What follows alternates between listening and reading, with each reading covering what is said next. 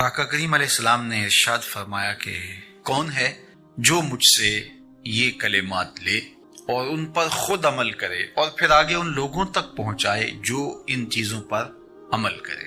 تو بہت سارے لوگ جھولیاں پھیلا کے آگے بڑھ جاتے، لیکن علم کے لیے جو حرص حضرت ابو ہریرہ کے سینے میں تھی اس وجہ سے انہوں نے پہل کی اور آگے بڑھ کے عرض کی، حضور یہ خیرات میری جھولی میں ڈال دیجیے، میں خود بھی عمل کروں گا اور ایسے لوگوں تک پہنچاؤں گا بھی جو ان پر عمل پیرا ہوں۔ تو کہتے حضور نے میرا ہاتھ پکڑ لیا اور 5 چیزیں گنوائی۔ پہلی بات میرے حضور نے ارشاد فرمائی، اتق المحارم تکن عابد الناس، اللہ کی حرام کردہ چیزوں سے بچ جاؤ، تم لوگوں میں سب سے بڑے عبادت گزار بن جاؤ گے۔ نیکی کرنا بہت اہم ہے، لیکن یہاں جو تعلیم دی گئی وہ گناہ سے بچنے کی ہے۔ ایک شخص رات کو 100 نفل پڑھ لیتا ہے، لیکن صبح اٹھ کے کسی کا حق غصب کرتا ہے، کسی کو گالی دیتا ہے، جھوٹ بولتا ہے، کم تولتا ہے، کم ناپتا ہے، اللہ کے حکام کو توڑتا ہے، اور دوسرا شخص ساری رات عشاء کی نماز کے بعد سویا رہا اور دن کو فجر کے بعد اس نے جھوٹ نہیں بولا، کسی کو تنگ نہیں کیا، اللہ کی مخلوق کو ضرر نہیں پہنچایا، تو شریعت ایسے شخص کو پسند کرتی ہے جو اللہ کی حرام کردہ چیزوں سے بچ جائے۔ نیکی کی توفیق مل جائے، نفلی عبادات میسر آ جائیں تو بڑی بات ہے، لیکن اس سے بڑی بات یہ ہے کہ اللہ کی حرام کردہ چیزوں سے بچا جائے۔ دوسری بات ارشاد کی، وَرْضَ بِمَا قَسَمَ اللَّهُ لَكَ تَكُنْ أَغْنَى النَّاسِ، اللہ کی تقسیم پہ راضی ہو جا، لوگوں میں سب سے بڑا غنی تو ہو۔ دولت کی کثرت سے بندہ غنی نہیں بنتا، کتنے دولت مند ہیں، نفس کی کمینگی ہی ختم نہیں ہوتی۔ تو غنی اس وقت بندہ بنے گا جب اللہ کی تقسیم پہ راضی ہو، اللہ نے جس حالت پہ رکھا اس حالت پہ خوش ہے کہ میرے مالک نے مجھے جو دے دیا یہ میرے لیے اس نے مناسب جانا، تو بس میں اس پہ راضی ہوں، میں اس پہ خوش ہوں۔ اور اگر انسان یہ نہیں چاہتا اور نہیں کرتا تو جہاں بھی ہوگا وہ مطمئن نہیں ہوگا۔ پھر ارشاد فرمایا، وَأَحْسِنْ إِلَىٰ جَارِكَ تَكُنْ مُؤْمِنًا، اپنے ہمسائے کے ساتھ سلوک اچھا کر، تو کامل مومن ہو جائے گا۔ جو آپ کا ہم سایہ ہے تو آپ کا سایہ شفقت کا اس پر پڑنا چاہیے۔ آپ کا ہم سایہ آپ کی طرف سے سخت دھوپ میں اذیت گوارا نہ کرے، بلکہ آپ کے ہم سائے کے آپ ہم سائے ہی قرار پائیں۔ تو آپ کے ایمان کی کسوٹی یہ ہے، آپ کے مومن ہونے کا معیار یہ قرار دیا گیا کہ آپ اپنے ہمسایوں کے ساتھ کیسے ہو۔ چوتھی چیز، وَأَحِبَّ لِلنَّاسِ مَا تُحِبُّ لِنَفْسِكَ تَكُنْ مُسْلِمًا، اگر تم کامل مسلمان بننا چاہتے ہو تو جو اپنے لیے پسند کرتے ہو تمام مخلوق کے لیے وہ پسند کرو۔ اب کوئی شخص یہ مزاج اپنی طبع میں راسخ کر لے تو معاشرے کے اندر شر، فساد، بدامنی، کسی کے حقوق کو غصب کرنا، کسی سے زیادتی کرنا، کسی کا برا چاہنا، سب کچھ ختم ہو جائے گا اور یہ معاشرہ جنت نظیر بن جائے گا کہ جو ہم اپنے لیے پسند کرتے ہیں وہ ہم اپنے دوست کے لیے، بھائی کے لیے، ہمسائے کے لیے، عزیز کے لیے، رشتہ دار کے لیے پسند کریں۔ اور 5ویں بات، وَلَا تُكْثِرِ الضِّحْكَ فَإِنَّ كَثْرَةَ الضِّحْكِ تُمِيتُ الْقَلْبَ، ابو ہریرہ زیادہ ہنسا نہ کرو، زیادہ ہنسنے سے دل مر جاتا ہے۔ مسکرانا تو سنت ہے، مسکرانا حضور کی عادت تھی، جس کی تسکین سے روتے ہوئے ہنس پڑے، اس تبسم کی عادت پہ لاکھوں سلام۔ مسکرانے کے بعد اگلا مرحلہ دہک کا آتا ہے، لیکن دہک کبھی کبھی حضور سے صادر ہوا اور کہا یہ حضور علیہ السلام سے صادر نہیں ہوا، تو کہے سے منع کر دیا گیا۔ دہک کبھی کبھی ہو اور تبسم آپ کی زندگی میں شامل ہو۔ اللہ اس حدیث پاک کا نور ہماری روح میں اتار دے اور ہمارے باطن میں چراغ کرے۔ ٹھنڈا پانی ہے، میٹھا پانی ہے، کہا ہم نے روزہ رکھا ہے، اللہ دیکھ رہا ہے۔ ماہ سیام میں ہم پانی نہیں لیتے، اس لیے ہمیں یہ یقین ہوتا ہے تنہائی میں بھی اللہ دیکھ رہا ہے۔ یار جو اللہ رمضان میں دیکھتا ہے وہ غیر رمضان میں بھی دیکھتا ہے۔ پانی پینے لگو تو دیکھتا ہے، رشوت لینے لگو تو تب بھی دیکھتا ہے، آنکھ بھٹکے تو تب بھی دیکھتا ہے، خیال بہکے تو تب بھی دیکھتا ہے، سوچوں میں آوارگی آئے تو تب بھی دیکھتا ہے۔ یہ یقین تمہارے ساتھ اگر جڑ جائے کہ تمہارا رب تمہیں دیکھ رہا ہے تو پھر گناہ کرنا مشکل کیا ناممکن ہو جائے گا۔ ان اللہ خبیر بما تعملون، اور جو تم کرتے ہو تمہارا رب اس سے باخبر ہے۔ مت سمجھنا کہ وہ دیکھ نہیں رہا، تم کو چھٹی دے رکھی ہے تو اس کا یہ مطلب نہیں ہے کہ تم اس کی پہنچ سے باہر ہو یا اس کی نگاہوں میں نہیں ہو۔ تمہارے ایک ایک لمحے کو وہ دیکھ رہا ہے، ایک ایک ساعت کو ملاحظہ کر رہا ہے۔ بند کمرے ہوں یا مخفی غاریں، تم جہاں بھی داد عیش دو تمہارا رب تمہیں دیکھ رہا ہے۔ کالے پہاڑ کی گہری غار میں چیونٹی چلتی ہے تو اس کے ننھے اور مہین پاؤں سے سینہ سنگ پر جو لکیر بنتی ہے تمہارا رب اس کو یوں دیکھتا ہے جیسے دیوار چین کو دیکھتا ہے۔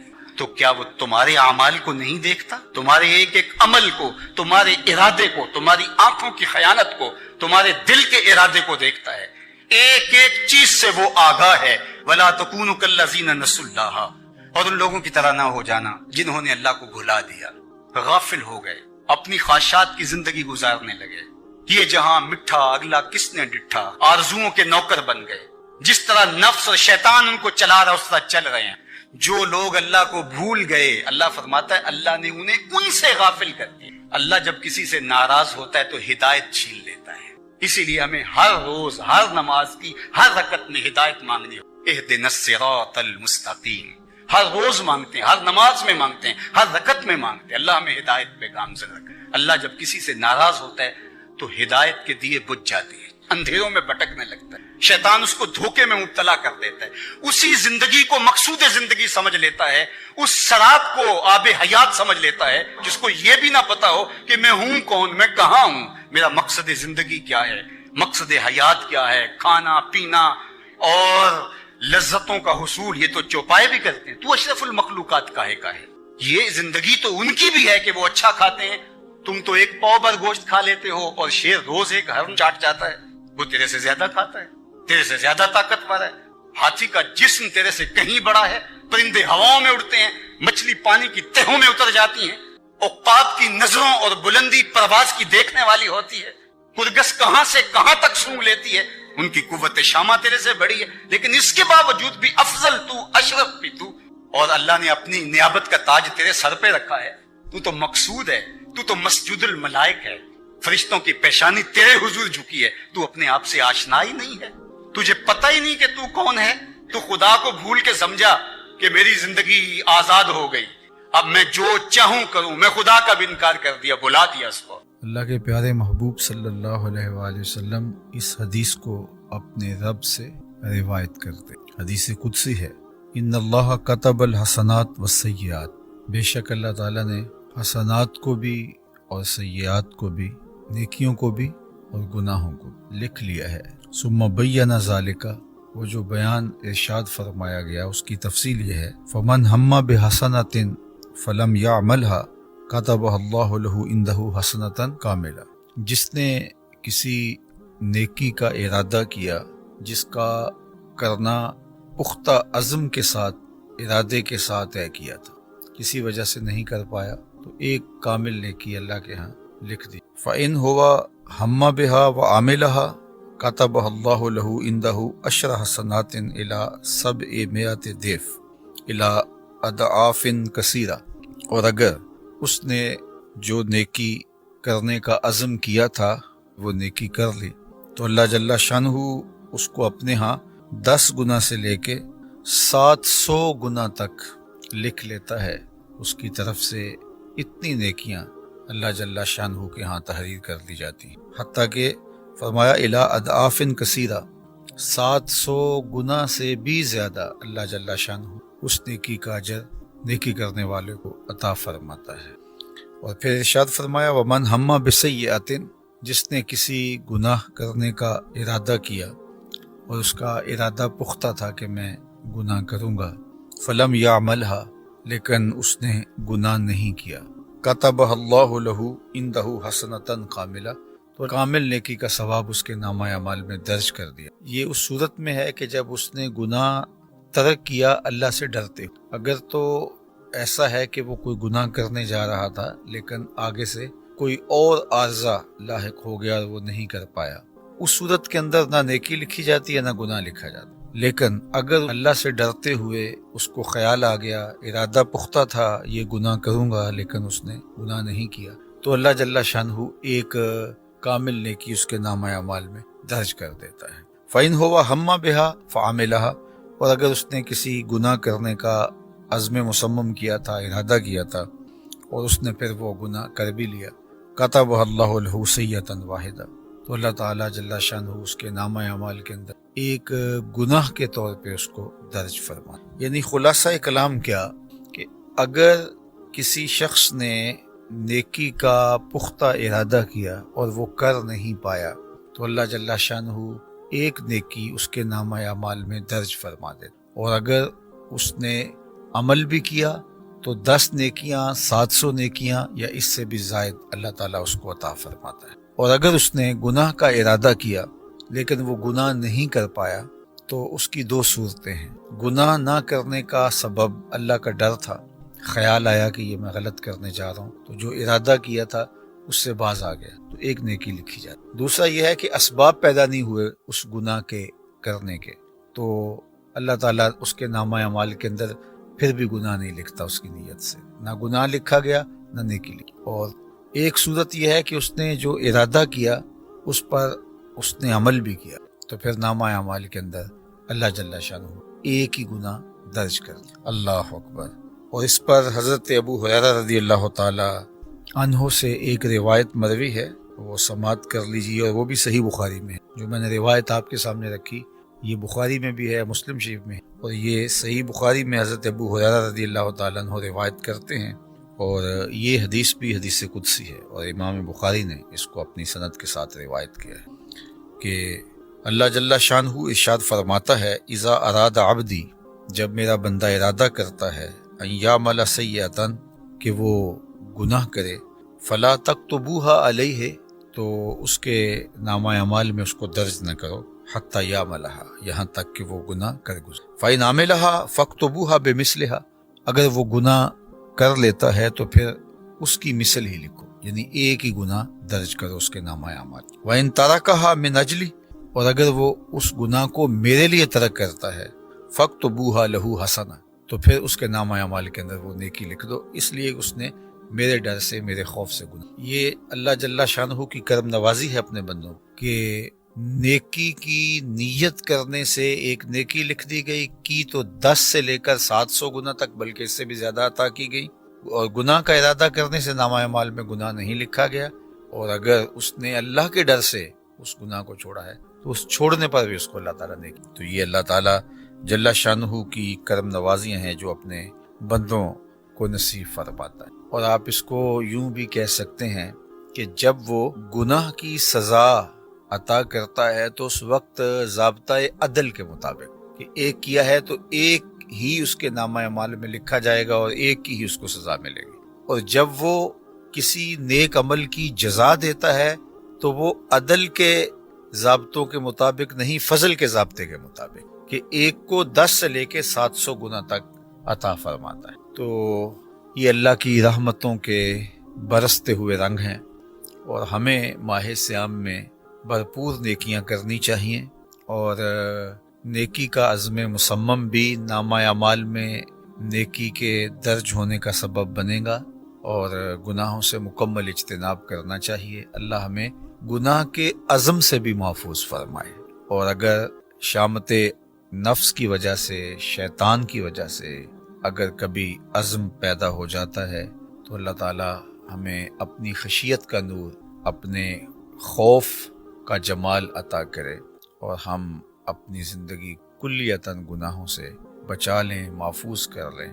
اللہ اس ماہ صیام میں ہمیں سچی توبہ کی توفیق عطا فرمائے۔ جب ہم رکوع سے سر اٹھاتے ہیں تو ایک جملہ بولتے ہیں، سمع اللہ لمن حمدہ، تو کبھی کبھی ایسی کیفیت پیدا ہو جاتی ہے، اس کا معنی کیا ہے؟ سمع اللہ لمن حمدہ، جس نے اس کی حمد کی اس نے سن لیا۔ اللہ، ذرا غور تو کیجئے، جب انسان رکوع میں کہہ رہا ہے سبحان ربی العظیم، کہ میرے مالک تو کتنا عظیم ہے، یہ بار بار کہہ رہا ہے، اور یہ ذکر کی کیفیت ہے، اور وہ رکوع میں جھک کے کہہ رہا ہے، کیسا اس کا ذکر، کبھی قیام میں، کبھی قعود میں، کبھی سجدے میں، کبھی سیدھے کھڑے ہو کے، کبھی درمیان میں جھک کے، کبھی نیچے پیشانی زمین پہ رکھ کے، کبھی سبحان ربی العظیم، کبھی سبحان ربی العالی، کہیں سبحان اللہم وبحمدک، اس کا نام کھڑے قیام و قعود میں پکارا جا رہا ہے۔ کیا اس کی حمد کی بولیاں اور ترانے پڑے جا رہے ہیں. تو ذرا اس کا لطف ذرا دیکھیے کہ جب رکوع میں ہم نے کہا سبحان ربی العظیم، وہ کتنا عظیم رب ہے، اس کی پاکیاں ہیں، اس کی تسبیح ہے، اس کی عظمتوں کے ترانے ہیں، جو بہت عظمتوں کا مالک ہے. 3 مرتبہ کہا، 5 مرتبہ کہا، 7 مرتبہ کہا. جس قدر ذوق کی کیفیت تھی ہم نے کہا. شریعت نے ہمارے ذوق پہ چھوڑا، شریعت نے یہاں پابندی نہیں لگائی. کہا کہ یہاں تمہارا ذوق ہے، اب تم جھک گئے ہو، تمہارا رب کا تعلق اب بن گیا ہے. پہلے تم نے اس کی تسبیح پڑھی، پھر اس کے بعد تم نے اس کی حمد بولی الحمدللہ رب العالمین، پھر تم نے ما تیسر جو میسر تھا قرآن سے وہ پڑھا. اب تم جھکے نا، اب تمہاری مرضی، پڑھتے جاؤ، اس کا نام پکارتے جاؤ. اللہ اکبر. اور بندے نے ذوق میں کہا سبحان ربی العظیم، سبحان ربی العظیم، سبحان ربی العظیم. اتنی بار کہا. یہ اصل ذوق کی کیفیت ہونی چاہیے. جب آپ کو لگے کہ اس نے سن لیا ہے تو پھر کہا سمع اللہ لمن حمدہ. اوہ، جس کو پکارا اس نے سن لیا، جس کو پکارا اس نے سن لیا. تو بتاؤ پھر اس کی کیفیت کیا ہوگی کہ بندہ پہلے پکارے جا رہا ہے، پکارے جا رہا ہے، پھر ایک دم اٹھتا ہے اور کہہ رہا سمع اللہ لمن حمدہ. تو جب یہ کہا نا کہ اس نے سن لیا، ساتھ ہی بولا ربنا لک الحمد، مالک تیری ہی حمد. اللہ اکبر. وہ سورہ المجادلہ ہے نا، ذرا آپ اس کا مطالعہ کیجئے. کہ خولہ بنت سالبہ ایک خاتون، وہ عبادہ بن سامت رضی اللہ تعالیٰ عنہ کے بھائی سے ان کا نکاح ہوا. تو ایک دن وہ غصے میں آ گئے تو انہوں نے کہا انت علیہ کا ظہر امی، کہ تو میرے لیے ایسے ہے جس سے میری ماں کی ماں کہہ دینا یہ زہار ہو جاتا. اور اس زمانے کے اندر زہار سے ابدی طلاق ہو جاتی تھی، دوبارہ پھر میاں بیوی آپس میں مل نہیں سکتے تھے. جب ماں کہہ دیا بات ختم. اب ان کے بچے بھی تھے اور بوڑھی خاتون تھیں اور ان کا شوہر بھی بڑھاپے میں تھا. جذباتی طور پہ یہ لفظ کہہ دیے. اس زمانے میں یہ طلاق تھی. اب خولہ بنت سالبہ حضور کی خدمت. حضرت عائشہ رضی اللہ تعالیٰ عنہ فرماتی ہے کہ میں گھر کے اس کونے میں بیٹھی تھی اور حضور آگے بیٹھے تھے اور خولہ ادھر بیٹھی. تو حضور جو فرما رہے تھے وہ میں سن رہی تھی اور جو حضرت خولہ کہہ رہی تھی وہ میں نہیں سن رہی. تو حضرت خولہ بنت سالبہ نے حضور سے کہا کہ حضور اس کا طلاق ہو گئی ہے اور اس نے مجھے یہ کہہ دیا ہے میرے بچے ہیں، اگر میں شوہر کے پاس بھیجوں تو ضائع ہو جائیں گے، اور اگر اپنے پاس رکھوں تو اس کا خرچہ نہیں اٹھا سکتی. میں بھی بڑھاپے میں ہوں، وہ بھی بوڑھا ہے. اب لفظ ایسے ہوئے ہیں کہ طلاق ہو گئی ہے تو ہمارا کو مسئلہ حل کیا. تو حضور علیہ السلام نے کہا کہ اب تو طلاق ہو گئی. اور اللہ کے محبوب اس کو سمجھا رہے تھے اور بار بار وہ عرض کر رہی تھی اللہ اکبر. پھر اس نے کہا اشتکی اللہ، میں اللہ سے شکایت کرتی، میرا مسئلہ مالک تو حل کر. اب سنیے سورہ المجادلہ. اللہ تعالیٰ نے ارشاد فرمایا قد سمع اللہ قول التی تجادلک فی زوجہا. اللہ اکبر. محبوب، یہ جو خاتون آئی تھی اور اپنے خامند کے حوالے سے آپ سے بحث کر رہی تھی اور بار بار کہہ رہی تھی کہ میں اللہ کو شکایت کرتی ہوں. اللہ فرماتا قد سمع اللہ قول التی تجادلک. محبوب، اس خاتون کی جو ابھی ابھی بحث کر رہی تھی رب نے بات سن لی ہے، رب نے اس کی بات سن لی ہے. حضرت عائشہ فرماتی ہے میں نے نہیں سنی تھی، رب نے سن لی. میں بھی اسی گھر میں بیٹھی تھی لیکن میں نے نہیں سنی، رب نے سن لی. اب حکم آیا کہ ٹھیک ہے ہم اس کے احکام تبدیل کرتے. کہا کہ جاؤ غلام آزاد کرو، مسئلہ حل ہو جائے گا. اس نے کہا میرا شوہر غلام آزاد نہیں. وہ بہت ناز میں آ گئی نا. کہا کہ جاؤ 60 روزے رکھو. اس نے کہا وہ 60 روزے رکھنے کی طاقت بھی نہیں رکھتا. پھر کہا کہ اچھا اب 60 مسکین کو کھانا. اللہ اکبر. اب حضرت عمر کا زمانہ تھا. یہ خولہ بنت سالبہ یہ حضرت عمر سے کچھ کہنے آئی. تو حضرت عمر اٹھے اپنی جگہ سے اس کی بات سنی. تو کسی نے کہا عمر آپ اس خاتون کے لیے، بوڑھی خاتون ہے، بات سننے کے. کہا تم نہیں جانتے یہ کون ہے، اس کی باتیں تو رب بھی سنتا ہے. اللہ اکبر. اب ذرا دوبارہ آ جائیں سمع اللہ لمن حمد. اب رکوع کرنا تو ذرا سبحان ربی العظیم اس کو بار بار پڑھنا. جب آپ کو لگے نا کہ اس نے سن لیا ہے تو پھر سر اٹھا کہنا سمع اللہ لمن حمد. اس نے سن لیا، اس نے سن لیا. اللہ اکبر. اور جب آپ کا دل سرشار ہو کے کہے سمع اللہ لمن حمدہ تو پھر کہنا ربنا لک الحمد، اے اللہ تیری ہی خوبی ہیں. پھر کہا اللہ اکبر. پھر سجدے میں جا گرا. مالک تو نے رکوع میں سن لیا، سجدے میں کیوں نہیں سنے گا؟ اور وہاں بولا سبحان ربی العالی، سبحان ربی سبحان ربی العالی. اللہ اکبر. تو کیا کیفیت ہے لفظوں کی، کیا جمال ہے لفظوں کے اندر رکھا ہوا. لیکن افسوس یہ کہ زنگ لگا ہوا ہے، ہمیں پتہ ہی نہیں. ہماری نمازیں تو ایسی ہیں کہ ہم سبحان اللہ، الحمدللہ، سبحان ربی العالی، سبحان ربی العظیم یہ سب کچھ پڑھے جا رہے ہیں لیکن اس کا ذائقہ نہیں چکھ رہے. ہر ذکر کا ذائقہ الگ ہے، ہر لفظ کا ذائقہ الگ ہے، ہر عبادت کا ذائقہ الگ ہے. تو یہ کون محسوس کرے گا؟ جس کی یہ حس مری نہیں.